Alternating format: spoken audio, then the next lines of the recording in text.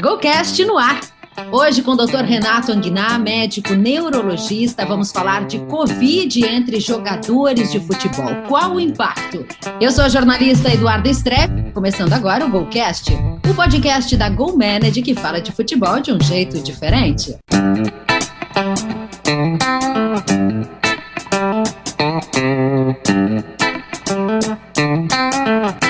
Participam com a gente o presidente da GoManage, Luiz Henrique Nunes, e também o jornalista Norton Capel. Deixa eu dar as boas-vindas, então, ao doutor Renato. Tudo bem por aí, doutor? Eu gostaria primeiro, antes de mais nada, de agradecer o convite. Aqui tudo bem, apesar do momento difícil que nós estamos vivendo, né? E do tema também bastante espinhoso, que é falar sobre a Covid, que não deixa de ser no nosso entorno, na sociedade e como parte da sociedade no futebol também. Perfeito. Doutor, a gente sabe que a Covid se manifesta de diferentes formas nas pessoas. Agora, exatamente, jogadores de futebol, atletas, por serem mais jovens, por praticarem atividade física, têm ainda uma certa vantagem e por isso não são considerados grupo de risco? Qual é a avaliação do momento? Então, do ponto de vista, vamos dizer assim, da própria Organização Mundial de Saúde, de todos os protocolos médicos conhecidos, obviamente eles nunca estiveram, né, a faixa etária, independente de serem jogadores de futebol ou não, eles nunca estiveram no grupo de risco, né? O grupo de risco, como nós sabemos, na primeira, vamos dizer assim, onda que tivemos há cerca de um ano atrás, envolvia mais os idosos, né, e aquelas pessoas com as comorbidades que nós conhecemos bem, né? Então, os jogadores, por serem indivíduos saudáveis e jovens, já não entravam no grupo de risco de saída lá. O grande problema é que nós tivemos mudanças em relação ao vírus, e aquelas pessoas que antes jovens eram, vamos dizer assim, praticamente atingidas só de uma maneira bastante benigna pela doença, né? Hoje isso já não é a realidade. Então, se nós formos visitar em qualquer lugar do país as UTIs e as enfermarias de pacientes internados que precisam ser internados pela Covid, cerca de 50%, ou em alguns lugares até um pouco mais, são de pessoas com 40 anos ou menos.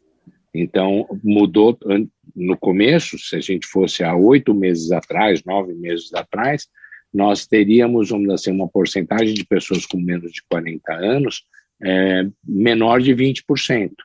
E com menos de 30, ou seja, na faixa de 20 a 30 anos, que é onde se encaixa mais o jogador de futebol, era uma raridade. Você era chamado para poder avaliar, olha, um caso mais grave, um paciente jovem, e muitas vezes até tinha alguma comorbidade, era um jovem de 25 anos diabético, ou eventualmente com um tratamento com câncer ou com um imunossupressor, tinha alguma coisa na história. Uma pessoa totalmente rígida, jovem, não que não ocorresse a contaminação e casos graves, mas era uma coisa incomum de se ver nos hospitais, principalmente nas UTIs.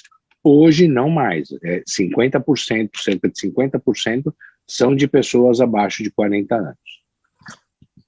Agora, qual é o impacto especificamente para jogadores de futebol da Covid? Então, aí nós temos uma outra situação, que é uma coisa que se chama síndrome pós-Covid, né? Então, nós temos a doença em si, que já é bastante dramática, e nós temos a síndrome pós-Covid. A síndrome pós-Covid, ela acomete cerca de 3/4, cerca de entre 65% e 70% mais ou menos das pessoas, né, que tiveram Covid mesmo leve. Aí existe ainda uma subdivisão disso, que é a síndrome pós-neuro-Covid, ou seja, a parte só neurológica, e cerca de 30% a 33% dos indivíduos que tiveram Covid, mesmo leve, mesmo aqueles quadros praticamente assintomáticos, a gente chama de oligossintomáticos, só tiveram anosmia, ou seja, falta de olfato ou de paladar, por exemplo, ou uma quebradeira no corpo, coisa bem leve, que nem chegou para o hospital, ficou em casa, se recuperou bem, cerca de 30% do todo tem manifestações neurológicas pós a Covid, e de longo prazo, até 6 meses, arrastadas. E algumas, inclusive, como a gente ainda não tem um acompanhamento mais do que 6 meses, estão ainda em acompanhamento, permanecem. E quase metade, 46% dos pacientes que precisaram de intubação e de assistência na UTI têm essa síndrome pós-Covid com fenômenos neurológicos. Então, pensar em jogador de futebol totalmente, vamos dizer assim, protegido nessa situação é sermos muito otimistas. É óbvio que essas informações nós não vamos ter totalmente plenas, inclusive eu nem culpo clubes, nem federação, nada disso, a gente seria leviano, mas a gente sabe que o próprio jogador muitas vezes quer jogar e às vezes está, por exemplo, está mais cansado do que estava antes da Covid e ele não fala para o médico, ele fala, eu estou bem, eu posso jogar, às vezes rende menos, né? Então é um complexo aí de situações que envolvem não só o esporte, futebol, mas qualquer esporte, porque geralmente o esportista, o atleta, ele é competitivo, ele não quer perder vaga no seu time e ele quer jogar. Então, se ele se sente clinicamente bem, mesmo mais cansado, às vezes com a perna mais pesada e tudo mais, ele pode até achar que é por conta de ter ficado afastado. A gente vê muitos jogadores dando depoimentos desse tipo, né? Que fisicamente nos recuperaram totalmente ainda no sentido do preparo físico, essas coisas, e às vezes podem, eu estou especulando, não tenho como provar isso, podem ser reflexos ainda da doença tardiamente. Me parece que o ponto é exatamente esse. Eu tive a oportunidade de conviver em alguns vestiários, mesmo durante esse período de Covid, né, no trabalho que se faz com alguns clubes, e eu ia lhe perguntar exatamente nesse sentido, se o quanto o futebol é seguro, porque me parece, segundo números que a gente tem acesso, que só nos campeonatos brasileiros das diversas séries foram mais de 300 casos em 2020. Mas não se tem notícia de nenhum caso realmente grave ou de algum jogador que tenha vindo a falecer, né? Me parece que tem só o goleiro, que me foge o nome agora, do Brusque, que teve um caso um pouco mais grave, mas também já totalmente recuperado. E o senhor falou aí de sequelas, e a gente sabe até que tem outras, né? O Covid pode gerar miocardite, arritmias, fibrose no pulmão, que afetaria diretamente o desempenho do atleta, sequelas renais, enfim. A pergunta é, os jogadores, porque nesse convívio que eu tive não me pareceu claro isso, os jogadores têm clareza desses riscos, dessas sequelas, do que pode acontecer com eles em caso de de pegar o vírus, de ter a doença, porque me parece que para eles são tranquilos. Eu acho que mesmo com o agravamento da Covid agora, eles têm menos medo agora do que tinham lá no começo. Parece que eles se acostumaram. Olha, se eu pegar, eu fico uns dias em casa e não me acontece nada. Eles têm essa noção do que pode acontecer em termos de sequela? Então, eu acho que é bom a gente citar dois universos aí que são paralelos, mas muito próximos, tá? As linhas são muito tênues. Uma que são dos dirigentes, das equipes técnicas que fazem parte do futebol, então técnico de futebol, próprios médicos que estão envolvidos no futebol, dirigentes e tudo mais, que vão, inclusive, muitas vezes a campo, têm um convívio com esses jogadores, pegam a doença, e nesses casos, inclusive, nós temos alguns, infelizmente, casos mais graves relatados, né? Eu acho que o mais conhecido recentemente, bem recente, é do Branco, né? Que inclusive ficou em UTI e tudo mais, mas tem agora, por exemplo, no vôlei, o próprio Renan. Então, existem pessoas, e você vê que não são pessoas tão velhas assim, né? Não são pessoas com idade velhas, que eu digo no sentido de estão na senescência, não são aquelas pessoas da terceira idade, né? Então, são pessoas que estão na faixa de 40 e poucos anos, eventualmente 50, mas não são pessoas de 80. São pessoas que, teoricamente, muitos deles, inclusive, não era o caso do Branco, mas o caso do Lena, que continuavam em atividade física, tudo mais, né, não tendo forma física, e a gente está diante de uma nova realidade, uma nova doença que pode acometer, sim, gravemente, jogadores, inclusive, que chegam a ficar internados, às vezes em um outro lugar, mas existe aquela coisa que acaba, vamos dizer assim, permeando o ambiente do esporte, de que eu sou mais, vamos dizer assim, protegido do que você, eu sou um super-homem, ou eu consigo, pelo fato de fazer esporte, eu realmente tenho vantagens físicas e atléticas que vão me permitir me recuperar melhor ou não ter casos graves na doença, e isso não é uma verdade absoluta, principalmente nesse segundo momento em que nós temos as variantes circulantes, principalmente a variante brasileira, mas já há outras variantes circulando no Brasil, mas a brasileira é a mais importante delas, né? E que acometem mais os jovens de maneira mais grave. Eles têm uma outra fantasia, que é o fato de já terem pego, e muitos deles já pegaram, a taxa de infecção nos clubes de futebol certamente é maior do que 50% no ano passado, né? Isso não por falta de protocolos de cuidado, mas é que é realmente difícil você conseguir ter controle de tudo. Então, muita gente pegou, né? E eles têm essa falsa sensação de que, tendo pego uma vez, é como se eles já tivessem vacinados.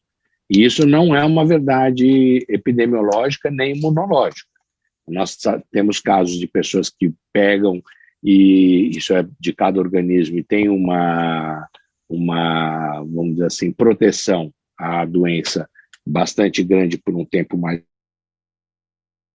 longo, mas o que se tem calculado pelo mundo é que essa proteção, ela mais ou menos dura quando você foi infectado, né, não pela vacina, quando você foi infectado, você tem mais ou menos uma proteção de 3 a 6 meses. Então, a reinfecção é comum, não só no futebol, mas tem sido comum nas linhas de frente. Então, pessoas que já tinham pego uma vez, 3, 4 meses depois, teve agora, recentemente, um caso que foi confirmado de um jovem, uma pessoa de 30, 40 anos, saiu esses dias aí na imprensa, e tinha pego em novembro a variante antiga e pegou agora em março, por aí, a variante nova, a variante brasileira, e faleceu, jovem, acho que 29 anos. Então, nós temos que estar muito alertas em relação a isso. O próprio em relação à Federação Paulista de Futebol, que medidas fossem tomadas. É importante dizer que dentro da Federação Paulista de Futebol, quem capitaneia esse protocolo e a comissão médica comissão dos médicos, né, do futebol, comissão médica da Federação Paulista, é uma pessoa bastante, vamos dizer assim, ponderada, uma pessoa bastante assim, ligada à ciência, é um professor titular de ortopedia da Unifesp, da Universidade Federal de São Paulo, que é o professor Moisés Cohen, né? Então a gente sabe com que seriedade ele leva esse protocolo. Agora, uma coisa é você ter um protocolo, você exigir as coisas, e os médicos estão cientes disso, estão querendo seguir o protocolo bastante rigoroso, com testagem, inclusive, que não era feita antes dessa parada, né, do futebol paulista, mas agora com testagem, inclusive, no próprio dia, antes do jogo, o que dá uma proteção maior para não se entrar em campo. Isso não significa que zera o problema, mas melhora bastante. Com tudo isso, a gente não pode dizer que o risco é zero, mas o risco nem na bolha da NFL foi zero. Então, quanto mais no agora tem uma questão grande, que você depende da conscientização, assim como você depende da conscientização da população, você também depende da conscientização de todos os envolvidos no futebol, que vai desde o roupeiro até o jogador de futebol, passando pelas comissões técnicas, médicas e tudo mais. Se todo mundo se comportar direitinho, a chance de realmente você transmitir o vírus e ter a doença nos times é menor. Se tiver qualquer falha, mesmo que o protocolo seja genial, vamos dizer assim, e o jogador, sem que a comissão médica não saiba, não tomou os cuidados devidos, é muito individual, né, o cuidado. Então, a conscientização de cada indivíduo é bastante independente. Há muitas pessoas resistentes, porque eles acham que eles estão imunizados. É muito complicado ter esse controle pleno. Doutor Renato, Norton Capel, jornalista aqui falo de Porto Alegre. Tudo bem? Obrigado por estar conosco no nosso Golcast. Seguindo essa linha de raciocínio que o senhor nos traz, foram analisados 30 mil testes RT-PCR em 4.269 atletas em São Paulo ao longo de 2020.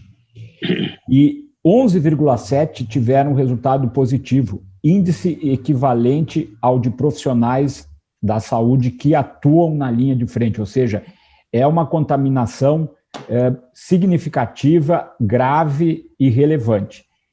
Aproveitando o que foi colocado agora em relação ao entorno do futebol, eu listei aqui, infelizmente, 3 técnicos de futebol que morreram em virtude da Covid. Marcelo Veiga, aí do interior de São Paulo, que era treinador do São Bernardo, 56 anos.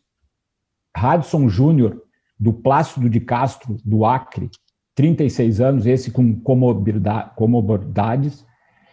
E Rui Scarpino, do Manaus, 59 anos.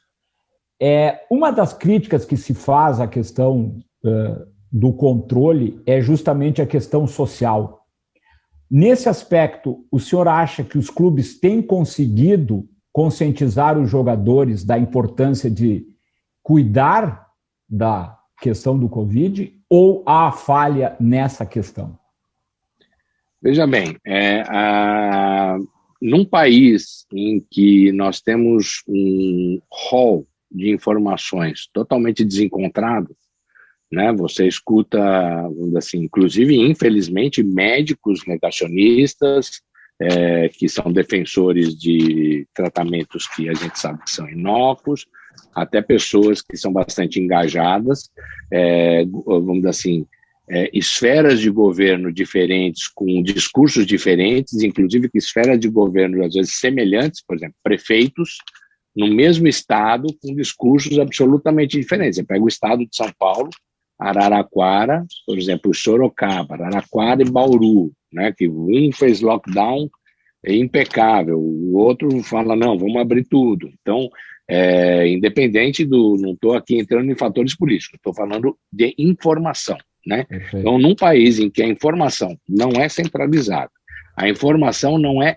uniformizada, ou seja, não existe uma informação, a uniformidade de informação maior, assim mesmo, não impecavelmente uniforme, mas maior, vem muito mais por parte da imprensa do que dos órgãos oficiais, porque cada lugar fala uma coisa diferente, né? Como é que a gente quer exigir que o jogador tenha a melhor informação possível? Porque o jogador ele pode chegar e falar, mas eu ouvi lá que eu recebi no meu grupo de WhatsApp um outro médico dizendo aquilo.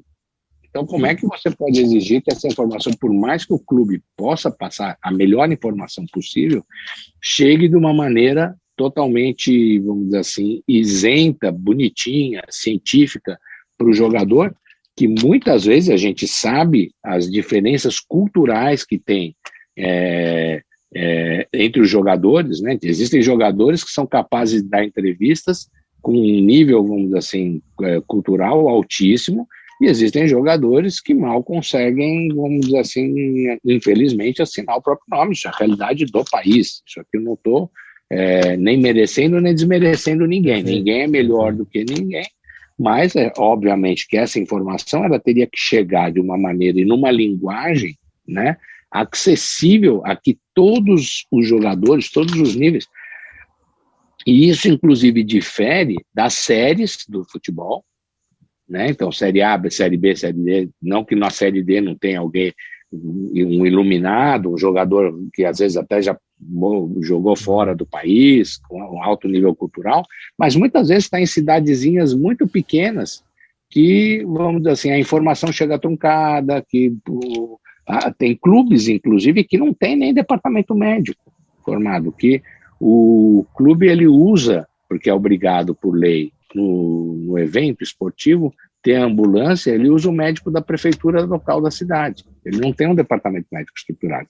Então, acaba recaindo, eu não estou aqui fazendo o espírito de corpo de maneira alguma, vocês já perceberam que eu falo as coisas como elas são mesmo, não tem essa preocupação, né? Mas não adianta recair a culpa só sobre o departamento médico do clube, né? Existe o clube, muitas vezes a voz do departamento médico depende, inclusive, da direção do clube, da própria federação a que o clube pertence, a série que o clube pertence, porque às vezes não existe nem departamento médico. Então, no país, a gente tem uma desestruturação de informação, a gente não tem uma estrutura única para o futebol, se a gente pensar todas as séries.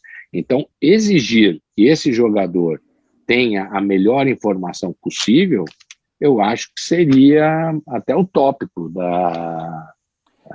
por parte nossa, né? O senhor acredita que os clubes poderiam ser, perfeita a sua análise, mas o senhor acredita que os clubes poderiam ser mais enérgicos em algumas atitudes de digamos, punição a jogadores que descumprem protocolos ou são situações? Porque a gente acompanha e fica sabendo de que em clubes o jogador fez isso, o jogador fez aquilo. Não vou citar, poderia citar aqui vários casos, mas não vou citar. Mas sempre, e os clubes aparentemente não tomam medidas mais duras em relação a esses atletas. O senhor acha que isso poderia servir como exemplo ou está dentro disso que o senhor nos colocou? Eu acho que, veja bem, antes da Covid, nós já tínhamos situações, vamos dizer assim, de cumprir regras ou não que o clube determina, e essas regras, inclusive, variam, a cartilha varia, dependendo do treinador, da diretoria, né? Muda a diretoria, muda a regra, muda o treinador, muda a regra, muda a cartilha, então, né?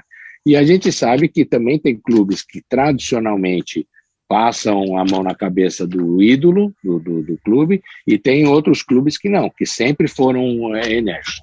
Tem clubes que isso, como eu falei, varia dependendo da diretoria que está lá naquele momento. Então, tem diretorias mais enérgicas. Então, a gente também exigir isso, essa uniformidade, seria muito, vamos dizer assim, fantasioso da nossa parte. A gente sabe que isso vai depender de clube para clube. Você pode impor as regras, por exemplo. O que é o protocolo? Os protocolos, tanto da CBF como o protocolo da Federação Paulista, que eu tenho mais conhecimento, tive mais contato. O que são os protocolos? É a diretriz de como agir. Inclusive, essa diretriz nova, depois da parada do futebol, daqueles 10, 15 dias que o futebol ficou parado, ele foi feito em comum acordo, assim, com anuência do próprio Ministério Público, porque o Ministério Público era contra a continuidade do futebol do jeito que estava, e eu posso dizer para você que eles estão seguindo à risca, inclusive porque é uma ordem do Ministério que eles não podem desacatar. Então o Ministério Público falou, vai ser desse jeito aqui, conversou com as lideranças não só da Federação Paulista, com as lideranças médicas, tudo mais, acordo feito, acordo cumprido. Aí surge uma diretriz, tá? Que é uma norma de conduta. Chega lá a norma de conduta, é passado isso para o clube. Teoricamente, o clube tem que cumprir, porque isso está sob, vamos dizer assim, vigilância do Ministério Público. Você pode garantir 100% que isso vai ser cumprido? A chance disso ser cumprido é brutalmente maior, porque agora tem o Ministério Público na história. Ninguém vai querer se confrontar uma ordem que não deixa de ser judicial, né, que tem cunho jurídico. Porém, você não tem controle sobre todas as variáveis, sobre os jogadores. Pode ser que alguém que descumpra tudo, e cada clube vai ter que responder por essa. Então, foi feito o acordo, foi feito a diretriz é uma diretriz boa, que se for feita, ela não é ideal, mas ela é muito boa, eu conheço a diretriz, eles trabalham como se fossem microbolhas para cada time. Se tudo for, vamos dizer assim, seguido à risca, certamente cairá o número de contaminações, não será como foi nessa primeira leva do futebol brasileiro, principalmente quando teve no Campeonato Brasileiro, mais até do Campeonato Paulista. O Campeonato Paulista foi bem curtinho, foi a fase final do campeonato, e foi feito num sistema também meio de semibolhas, assim, regionalizadas. O problema se escancarou quando houve as competições nacionais e internacionais. Aí a coisa ficou escancarada. E como é que é o procedimento, doutor, a partir da constatação de Covid em algum jogador? Como é que é feito o acompanhamento? Como é que vocês lidam até mesmo com este retorno? Eu imagino que o jogador queira logo voltar a campo. Como é que é feito isso? Bom, o jogador, ele sabe que ele tem que ficar afastado, ele fica naquele período de quarentena que é estabelecido no próprio protocolo, né? Geralmente, no mínimo 10 dias, 10 a 14 dias. Obviamente, o departamento médico vai acompanhando os sintomas, se há algum agravamento ou não, se é o caso, e o departamento médico não acompanha só os jogadores, como a gente sabe, as equipes técnicas também. Nós já tivemos casos de outros treinadores, né, o próprio Vanderlei Luxemburgo, que às vezes precisaram de internação, mas não de UTI, ainda bem, mas já tivemos isso. Então o departamento médico ele afasta esse profissional, seja do time técnico, seja dos jogadores propriamente ditos, seja do próprio grupo de médicos. Nós já tivemos vários médicos que também ficaram afastados nesse período, né? Eu não sei exatamente, eu sei do protocolo, não sei exatamente, eu não trabalho em clube nenhum, não tenho nenhuma ligação com nenhum clube, mas a gente acompanha os protocolos. Então eles seguem isso à risca, como deveria ser feito. Teoricamente, esses jogadores eles ficam isolados e cumprindo a quarentena até negativar, né, a testagem que eles precisam fazer para poder retornar aos treinos e aos jogos. Soubemos no ano passado de alguns jogadores que deram umas escapadas, né, estavam em quarentena e não obedeceram à quarentena, mas não por culpa do clube. Aí entra naquela história da questão social, empatia. Não social no sentido. De tudo, né? Da pessoa, da responsabilidade, né, de cada um. Que é o que vivemos em sociedade também, né? É muito parecido, né, doutor? Exatamente. Então, o futebol, ele nada mais é do que um reflexo da sociedade. Não adianta a gente querer fingir que é diferente. E então é isso. Então, cumpre-se as regras sanitárias e médicas que tem que se cumprir até o retorno do jogador. Eles têm que fazer exames clínicos, né, cardiológicos. Eu sei que isso está dentro dos protocolos, isso fica a encargo e responsabilidade do departamento médico. O cuidado é médico, né? Então o médico ele pode encaminhar, por exemplo, eventualmente se o paciente, se o jogador teve um agravamento do quadro para um hospital, aí a responsabilidade não é só do médico do clube, é compartilhada com o hospital que vai atendê-lo. Mas se for só a Covid, vamos dizer assim, domiciliar, né, o quadro mais leve, é o médico do clube que geralmente acompanha esse jogador até a resolução do quadro. Doutor Renato, tem uma questão polêmica que eu queria ouvir a sua opinião. A Conmebol anunciou 50 mil doses de vacina para imunizar atletas, dirigentes, comissões técnicas dos clubes que disputam a Copa Libertadores da América e também a Copa Sul-Americana. Devido até às diferenças de situações nos países da América do Sul. No Brasil, a questão dita pela Anvisa é que se essas vacinas chegarem, serão confiscadas para uso geral da população. Como médico, como integrante do sindicato aí dos atletas profissionais de São Paulo, qual a sua opinião? Os atletas mereceriam um tratamento diferenciado, e os clubes, por tudo que eles representam em termos sociais, de engajamento, etc., ou não? Eles devem estar adequados à realidade brasileira e serem tratados como brasileiros normais, como qualquer outro cidadão? Eu vou jogar uma outra pergunta em cima dessa pergunta. Já que é para polemizar, vamos polemizar direito. Né? Não que você não esteja polemizando, mas vamos já chutar o balde de uma vez. O objetivo, doutor Renato, realmente é um assunto polêmico. As pessoas têm suas opiniões e eu quero, né, ouvir de um especialista. Eu tenho a minha convicção, mas eu quero ouvir um especialista, né? Mas eu acho que essas coisas têm que ter abertura para reflexão. Então eu vou colocar essa outra pergunta em cima da sua pergunta, se me permitir, para a gente poder refletir a respeito. Então vamos pegar os estudantes de 4º ano de medicina que prestam serviço. Porque os alunos de 1º, 2º ano, eles estão tendo aula em EAD, mas os alunos que já vão atender em posto de saúde e tudo mais, 4º ano de medicina, alunos que tem essa faixa etária dos jogadores, por isso que eu estou pegando, alunos de enfermagem, terapia ocupacional, que não são os profissionais formados. Os profissionais formados, eles tiveram direito à vacinação se estavam trabalhando em postos de linha de frente e as suas categorias lá de prioritários, mas com faixas etárias. por exemplo, o pessoal de 20 anos, de 27, 25, 30, ainda não foi contemplado. Então, isso é importante dizer que os médicos e outros profissionais de saúde contemplados como categoria estão em faixas etárias maiores, mais baixas do que a população, mas maiores do que essas, vamos dizer assim, de 30 anos para cima. Tá? Eu não sei exatamente nesse momento qual é a faixa, mas é mais ou menos essa lógica. Então, vamos pegar um aluno de 4º ano, ou de último ano de enfermagem, ou 4º ano médico, ou de terapia ocupacional, tudo, que de alguma maneira está prestando serviço à saúde à população, está atendendo às vezes os casos mais leves de Covid ou não, mas está prestando serviço à população. Eles mantêm, é uma mão de obra de aprendizado, mas bastante importante no processo todo da saúde no país, né? Essas pessoas não estão sendo imunizadas e elas vão entrar pela faixa etária, elas não têm nenhuma, vamos dizer assim, vantagem em estarem em cursos e estão na área da saúde, nessa faixa etária, tudo mais.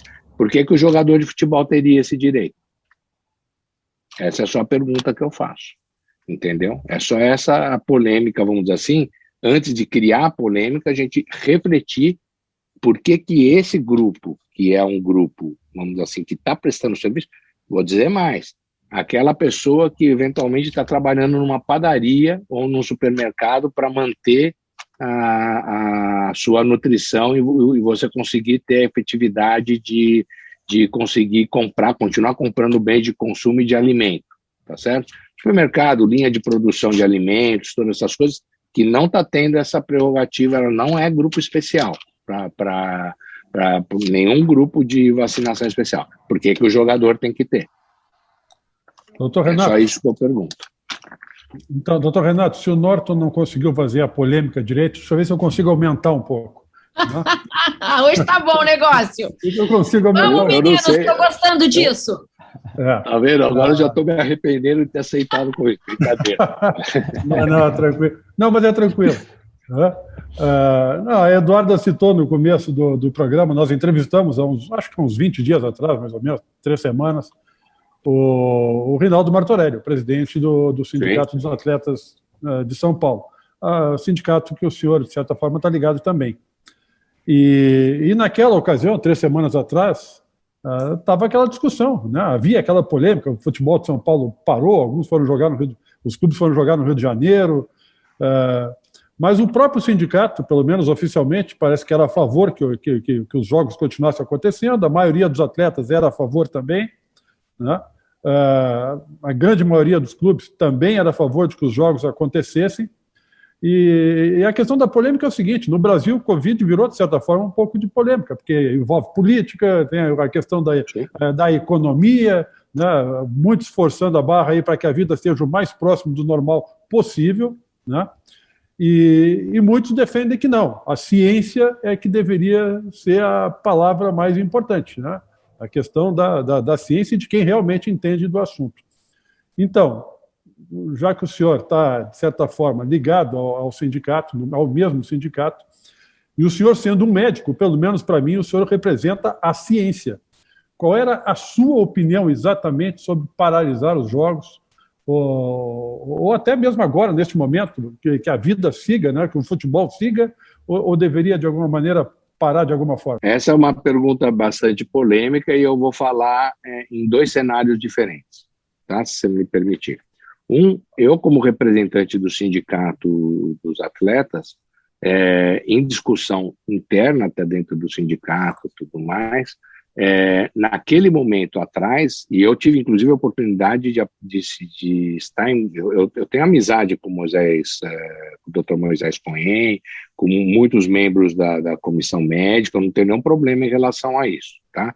E para mim ficava muito claro que no modelo antigo que estava sendo praticada o controle, por mais que houvesse o controle, mas que o PCR era feito com 2 a 3 dias antes dos jogos, ou seja, o jogador poderia jogar eventualmente com PCR negativo de 2 dias atrás, isso não significava que durante o jogo ele estava negativado. Então, naquele modelo, eu era totalmente contra e eu era a favor, inclusive até como exemplo para a sociedade de que a gente estava passando um momento muito agudo, estamos ainda, que o futebol parasse. Então, eu deixei isso muito claro. E o que sempre o sindicato defendeu é a continuidade do futebol, não naquele modelo. O próprio Martorelli defendia isso, que continuasse o futebol em modelos de bolhas. Tá certo? Então, que se tivesse muito mais rigor e segurança em relação que os times ficassem concentrados ou em hotéis ou nos seus CTs, que os jogadores não fossem dispensados para ir para casa com a mesma regularidade que eles estavam sendo dispensados, que os jogadores, quando precisassem usar voo ou transporte rodoviário, fosse feito fretado, não em linhas regulares. Então, vamos dizer assim, esse padrão bolha fosse o mais próximo possível da NBA, sabendo que economicamente a gente não teria estrutura para cumprir um padrão como a NBA. A NBA seria o ideal, mas que pelo menos se chegasse o mais próximo possível. E era isso que o sindicato defendia, e sabia da dificuldade que os times têm de se manter economicamente, inclusive de pagar os salários dos jogadores. Por conta disso, tudo bem, não vamos parar, mas vamos fazer o mais seguro possível. Se você pegar a minha opinião, eu como pessoa, dentro do meu engajamento de responsabilidade social, eu acho que não há, vamos dizer assim, uma justificativa do ponto de vista econômico, desde que os governos consigam manter, porque é muito injusto, a gente pega socialmente pessoas que realmente precisam sair para trabalhar, porque senão elas não comem, o drama, vamos dizer assim, da pobreza, de tudo isso é muito grande, claro, no nosso país, mas eu acho que tinha que parar tudo. Araraquara é um exemplo muito bom disso. Houve um lockdown de verdade, existem várias cidades fora do Brasil e países, incluindo, por exemplo, você pega a própria Coreia, o modelo coreano de testagem, de cercar, por exemplo, a gente não pode pegar o modelo americano como sendo ideal, mas existem Nova Zelândia, existem aí você vai falar, são lugares pequenos, mas tudo bem, se você fizer microbolhas nesses lugares pequenos no país onde a incidência da doença era maior, você tinha mais controle. Então, eu particularmente sou a favor, nada justifica você ter um comércio aberto, e mesmo que esse comércio venha a falir, a pessoa vai sofrer nesse momento, e se ela tiver uma cobertura, um respaldo de linha de crédito do governo, todas essas coisas, ela consegue depois recuperar. É melhor você estar vivo e reconstruir sua vida, do que você tentar abrir, sobreviver hoje e não sobreviver. Sobreviver no sentido de vida mesmo, não sobreviver ao seu negócio, não sobreviver como pessoa. Então, essa é a minha posição como médico. Eu acho que, inclusive, o futebol fala, todo mundo escuta. Então, o futebol ele é um grande instrumento, uma grande ferramenta para poder passar essa informação, que agora a gente tem visto mais, né? Antes dessa parada, o futebol não se manifestava. Agora você vê nas transmissões, ainda de uma maneira meio tímida, mas você já vê que o futebol acha que é uma ferramenta, você ficar em casa assistindo no chocolate, você manter isolamento social, tudo bem. Que o futebol pelo menos se manifeste como veículo de conscientização das pessoas. Então vamos vacinar, vamos fazer as coisas direito, tudo mais. Então se isso servir, o futebol servir pelo menos como a NBA, a bolha, a gente viu toda a manifestação política que houve nos Estados Unidos, racial, tudo durante o período da bolha. Os profissionais do basquete se manifestaram e isso fez diferença. Se isso acontecer no futebol, ótimo, que se jogue o futebol, que se use o futebol para poder propagar ideias, é aquilo que a gente falou, que se tem uma uniformidade na informação. Isso já vai ser fantástico, um serviço fantástico que o futebol pode prestar.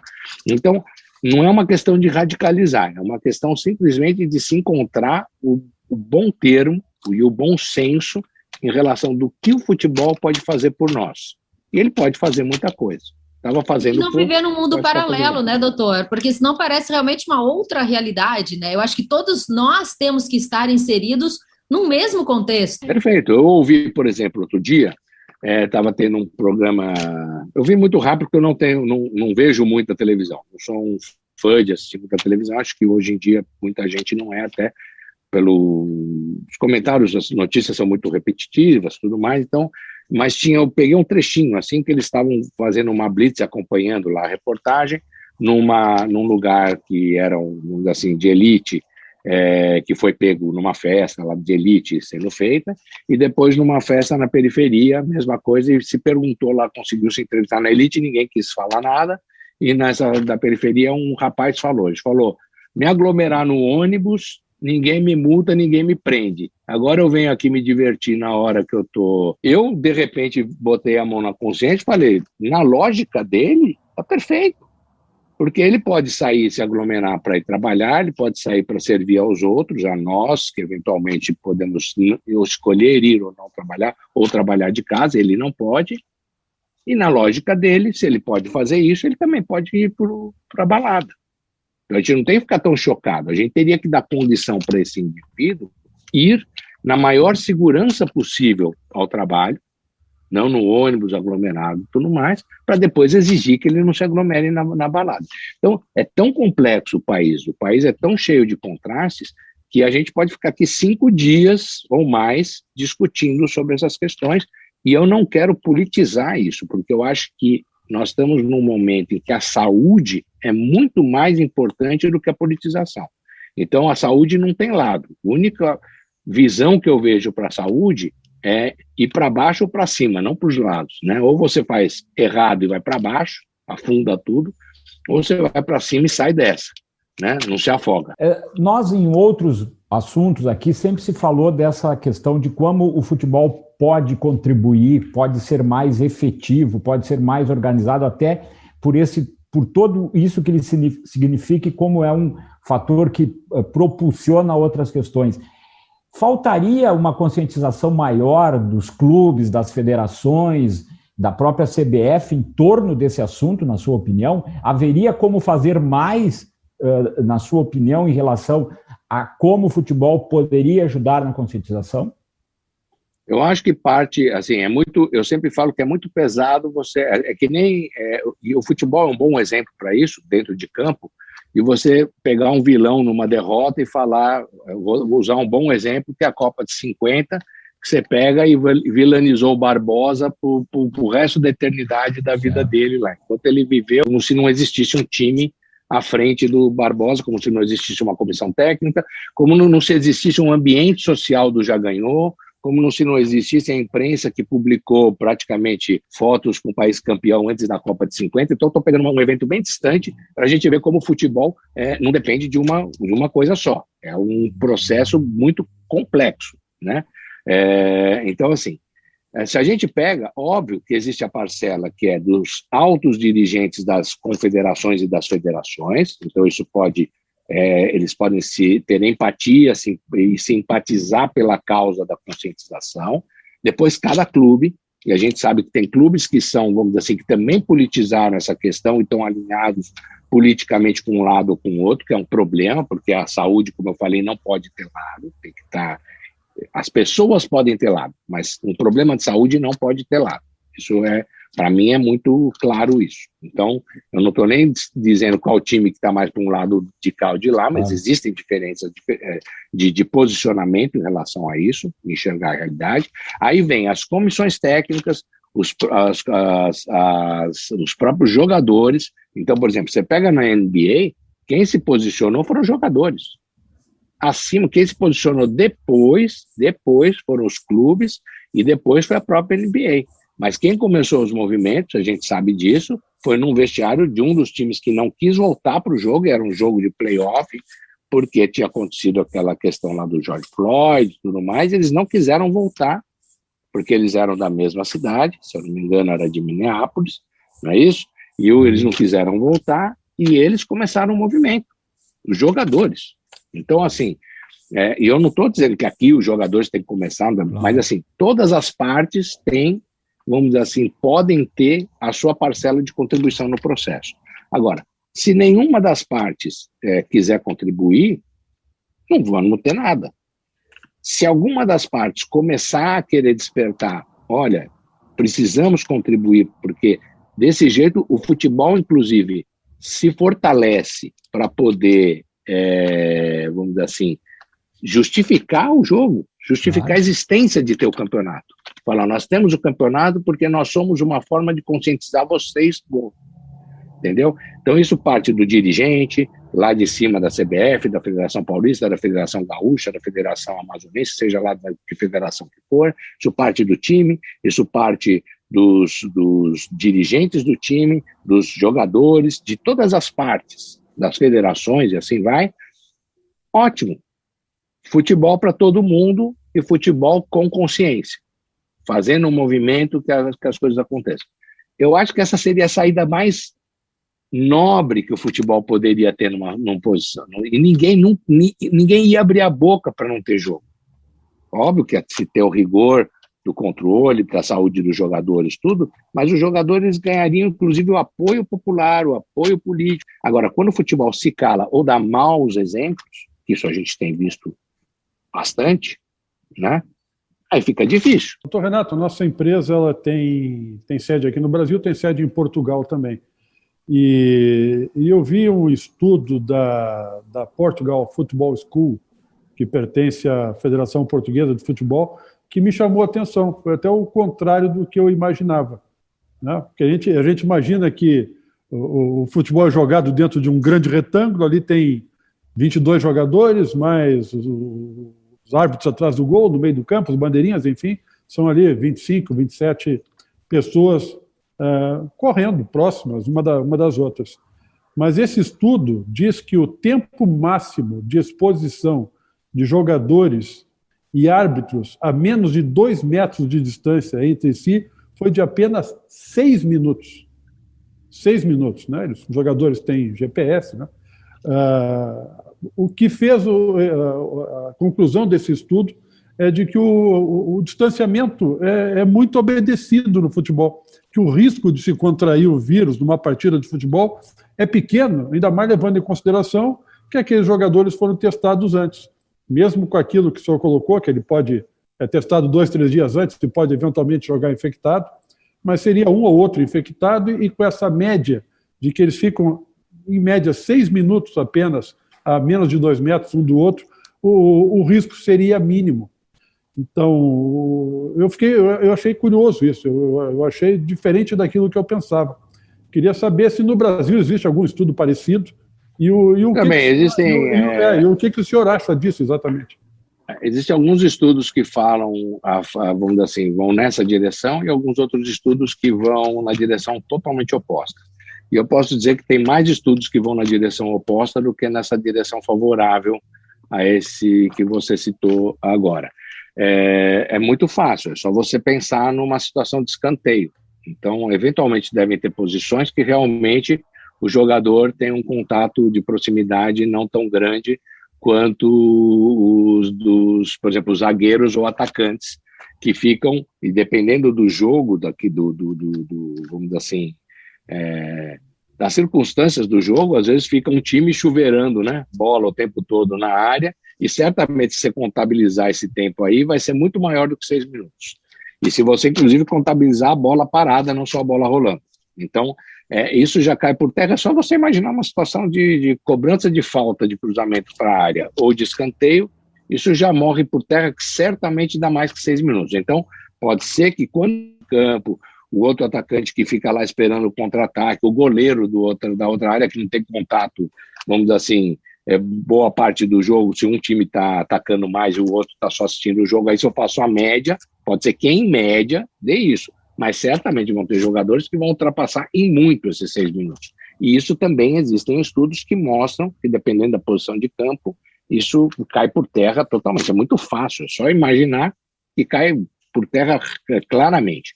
Então, assim, e não só isso, esses jogadores, eles ficam a semana inteira entre eles, se eles estão contaminados, eles ficam se contaminando, tanto que você viu no ano passado, multidões de atletas contaminados dentro de clubes, tá certo? Assim, era às vezes metade do elenco, mais que a metade do elenco, não importa se esse indivíduo trouxe de casa e contaminou todo mundo, mas se o contato no treino, no jogo, não desse essa condição, eles não te contaminariam. Então, isso, eles estão sem máscara, tanto os dois lados estão sem máscara. Então, e assim como você via alguns times que uma semana depois jogou, né, time A contra time B, Uma semana depois, o time A estava com um monte de jogador afastado, contaminado, jogou lá o time meio reserva, com quem tinha testado negativo 2, 3 dias antes, e o time B, uma semana depois, tem um monte de caso que eclode. Doutor, nós tivemos agora um caso recente no Grenal, o Renato, técnico, agora ex-técnico do Grêmio, né? Acabou positivando um dia depois do jogo, outros jogadores tiveram. Não, você pode alegar, assim, eu posso garantir que ele pegou no jogo? Não posso garantir. Eu posso garantir que ele pegou no treino? Não posso garantir. Eu posso garantir que ele pegou no trajeto de ir para casa ou se ele não cumpriu as regras? Não posso garantir. Então, a questão básica é que o que você não pode garantir, você não afirma. Eu não estou afirmando nada, mas eu também não posso garantir que sim ou que não. Então, eu não posso agora começar a entrar numa discussão com uma venda nos meus olhos e não querer enxergar o óbvio, né? E o óbvio, é claro, que certamente existem posições em que esse contato é muito maior do que 6 minutos. Agora, eu posso pegar esses números em qualquer estudo e fazer médias. Quem trabalha com ciência sabe que você, não é que você está manipulando, mas você sabe como são feitos esses estudos. Então, se eu pegar uma média e incluir, por exemplo, jogador que entrou depois e jogou 15 minutos, que entrou, foi substituído. Então tem um monte de coisa, tem que saber como esses estudos foram feitos. Eu participei, há coisa de 10 dias atrás, de um congresso em Portugal, né? Hoje a gente participa do congresso dando no Brasil, que chama MedFit, que é um congresso de desportos. Então, falando sobre algumas coisas, foi um congresso em Portugal, feito pela Universidade de Lisboa, tá certo? Então a gente estava bem a par desses estudos aí. Então, não é unanimidade. Esse estudo não é unanimidade. É bom deixar isso claro. E não vamos nos basear nisso para dizer que isso é ciência, porque existe uma coisa que se chama pseudociência, que são coisas com cara científica e que servem a determinados objetivos e que, na verdade, se a gente for pegar a metodologia científica de como foi feita, o rigor não é tão grande assim. Esse estudo está mais por aí. Eu estava correto em ficar surpreso, então, né? Porque eu achei... Totalmente. Doutor Renato, que prazer ter você aqui com a gente. Excelente sua explanação. Acho que todos aprendemos um pouquinho, nos conscientizamos mais com o que você nos trouxe. E olha, tomara que quem esteja nos ouvindo possa pegar talvez essa ideia aí. A gente levantou a bola, né, para essa conscientização maior, porque todos nós queremos futebol, todos nós somos apaixonados por futebol. Quem sabe o futebol faz mais nesse momento, né? Ia ser tão bonito ver os nossos atletas, os dirigentes, os clubes pensando em ser essa voz que pode ajudar tanta gente nessa hora tão difícil para todo mundo, né, doutor? Sem dúvida, eu ficaria extremamente feliz que o futebol fosse o exemplo em todos os aspectos, né? E que pudesse ser, vamos dizer assim, o arauto, né? Ser o divulgador dessa mensagem que nós precisamos tanto do fique em casa, mantenha dentro do possível aí o isolamento, né? E os jogadores também possam, vamos dizer assim, estar imbuídos da responsabilidade social que eles têm de passar esse exemplo. Né? Então, como eu falei, não é uma questão de ir para o lado político A, B, C ou D, é ir para baixo ou ir para cima. Ou a gente se afunda de vez, ou a gente vai para a superfície e nada. Agora é a hora de nadar, então vamos nadar juntos. Perfeito. Vamos para cima, doutor. Vamos para cima, pessoal do Golcast. Vamos, valeu. Muito bom.